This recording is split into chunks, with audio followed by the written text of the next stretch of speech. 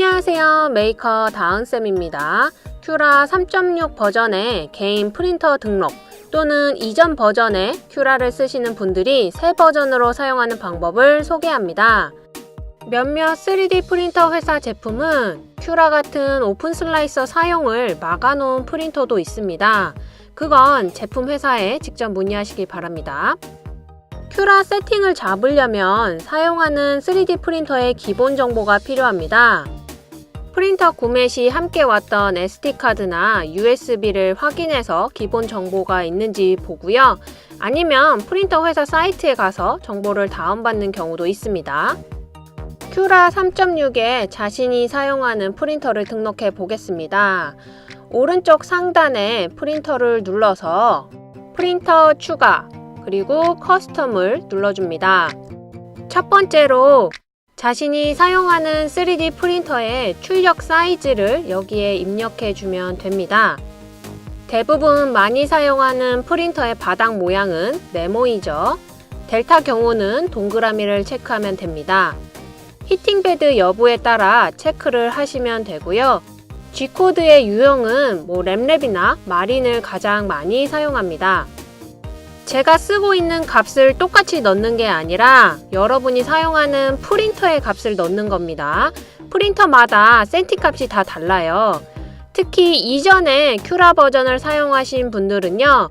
이전 큐라에 있는 세팅 값을 보고 가져와서 똑같이 넣어주면 됩니다.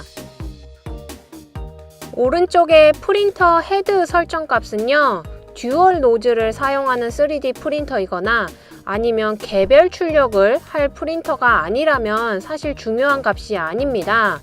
저는 그냥 다 000에 익스트루드 수 하나 이렇게 했는데요.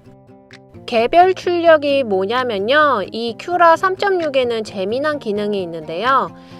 이렇게 여러 개의 도형을 한 베드에 놓고 한꺼번에 뽑을 때요.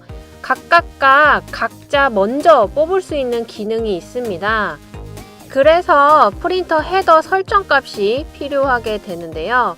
예를 들어서 보면 이렇게 오른쪽서부터 하나가 출력이 되죠. 보통은 이렇게 같은 레이어로 층층이 올라가게 됩니다. 개별 출력은 FDM 3D 프린터 정말 많이 사용해 보신 분 아니라면 저는 비춥니다.